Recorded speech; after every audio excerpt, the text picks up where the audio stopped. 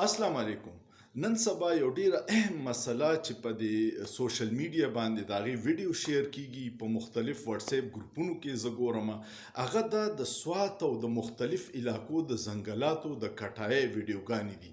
دا ډیره د افسوس خبره ده ځکه چې زمونږ د ملک چې دی دا د ګلوبل وارمنګ نه د متاثره ترین 10 ملکونو کې په شپږم نمبر دی او د هغې وجه دا ده چې دا ګلیشیر زر ولی کیږي، سیلابونه راځي، بې وخته ګرمي ده، بې وخته بارانونه دي.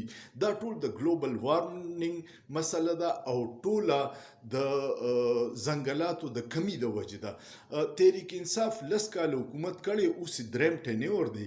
په تیر حکومت کې هغوی بلیون ټری سونامي منصوبه شروع کړې وه ځکه چې عمران خان ته پته وه چې دا زموږ د نسلونو د مستقبل خبره ده.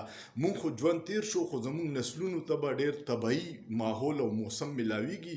د هغې د روکتام دپاره دوی بلیون ټری سونامي منصوبه شروع کړې وه چې یو ارب ونې به په 15 کالو کې په ټول پاکستان کې لګو او خیبر پښتونخوا یې خصوصي توجه ورکړې وله.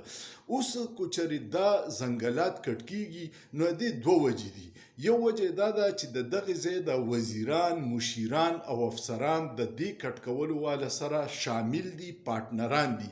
او یا دویمه وجه دا ده چې دغه مافیا دا کټ کولو والا دومره طاقتوره ده چې زموږ صوبایي حکومت بېوسه دی چې د هغوی خلاف څه کارروایي وکړي. هر څه خبره چې ده خو دا ډیره د تشویش خبره ده.